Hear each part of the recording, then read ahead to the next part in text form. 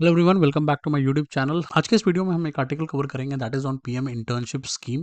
अब मैंने ऑलरेडी ये पूरी स्कीम पढ़ाई हुई है, मैं उसका लिंक डिस्क्रिप्शन में डाल दूंगा तो आप वो लिंक देख सकते हो। बट आज ये वाला जो आर्टिकल है ये क्रिटिकल सक्सेस फैक्टर्स के ऊपर है, कहीं ना कहीं काफ़ी इंटरेस्टिंग आर्टिकल है, पढ़ते हैं। तो अगर आप मेरे इस वाले पीडीएफ को डाउनलोड करना चाहते हो तो you can go to my Telegram channel, आप वहाँ से जाके इसको डाउनलोड कर सकते हो, उसका लिंक आपकी स्क्रीन पे आ रहा है। प्लस अगर आप मेरे सारे नोट्स को एक ही जगह से एक्सेस करना चाहते हो फोल्डर बाय फोल्डर, तो that is you can join my channel. आप मेरे चैनल पर क्लिक करोगे, ज्वाइन पे क्लिक करोगे and you can click on the notes master plan. Okay, let's begin.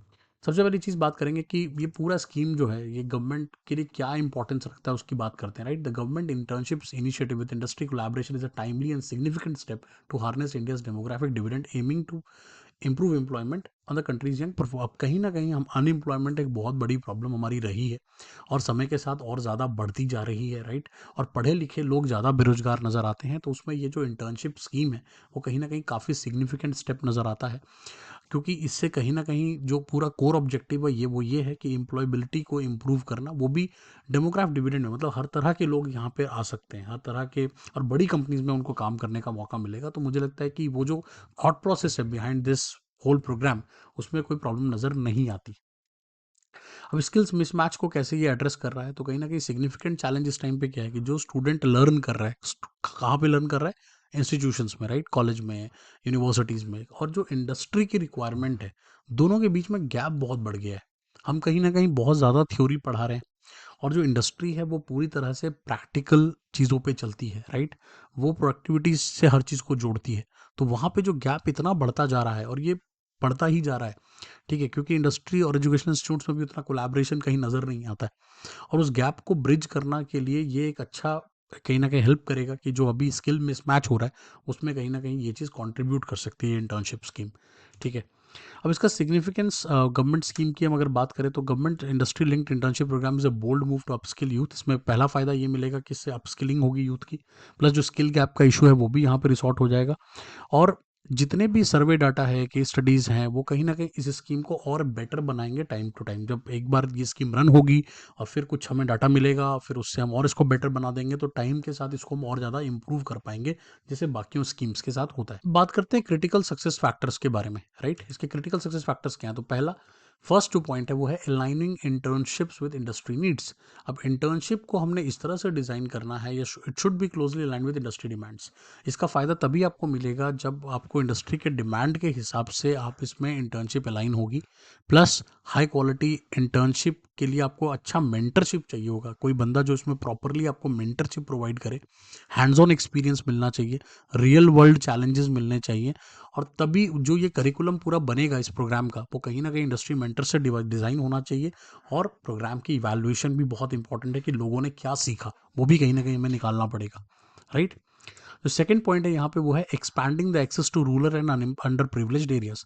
अब इस प्रोग्राम का जो सबसे बड़ा फायदा, या सबसे बड़ा हाईलाइट है, वो यही है कि ये प्रोग्राम रूरल एरियाज को भी टारगेट करता है, अंडर प्रिविलेज्ड एरियाज को भी टारगेट करता है। तो कहीं ना कहीं उन लोगों को मौका मिल पाएगा बड़ी कंपनीज में काम करने का जिनको शायद वैसे मौका नहीं मिल पाएगा।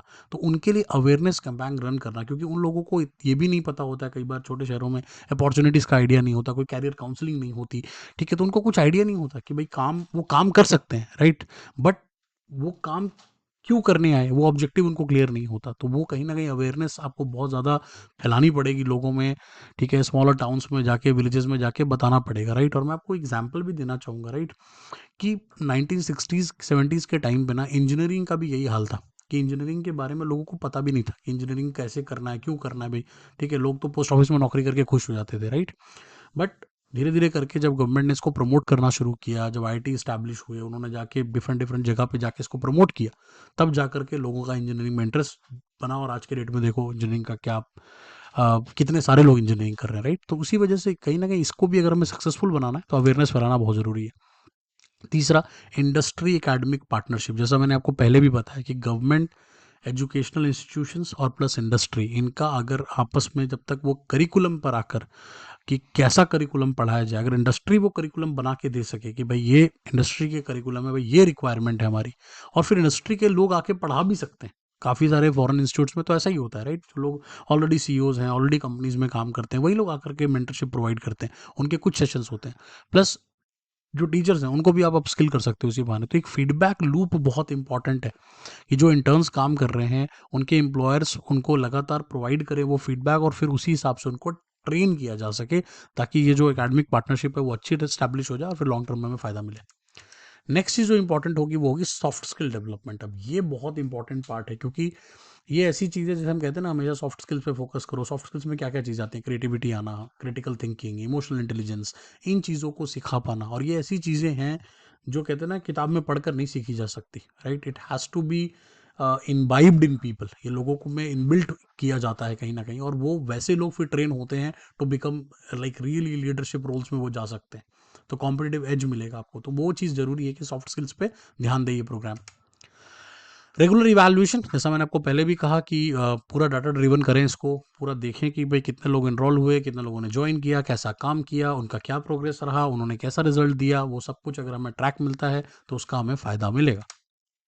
तो ओवरऑल कंक्लूजन क्या निकल कर आता है? तो कंक्लूजन ये निकल कर आता है कि प्रोग्राम का पोटेंशियल तो डेफिनेटली दिखता है, बट अगर इन सारे फैक्टर्स पे ध्यान दिया जाएगा तभी ये प्रोग्राम कहीं ना कहीं एम्पावर कर पाएगा हमारे डेमोग्राफिक डिविडेंड को, plus at the same time इससे अनएम्प्लॉयमेंट भी कम हो पाएगी। तो थैंक्स फॉर वॉचिंग। आपको होप कि ये वाला लेक्चर समझ में आ गया हो। इसकी पूरी स्कीम मैंने ऑलरेडी पढ़ाई हुई है, बट ये आर्टिकल भी काफ़ी इंटरेस्टिंग था और उसमें क्रिटिकल सक्सेस फैक्टर्स के बारे में बात की गई। और आगे भी अगर सीरीज़ में कुछ आर्टिकल आएगा तो वो भी मैं कवर करता रहूँगा। अगर आप इस सीरीज़ को पसंद कर रहे हैं, लाइक कर रहे हैं, तो शेयर करके जाना, सब्सक्राइब करना है चैनल को। Will meet in the next video. Thank you.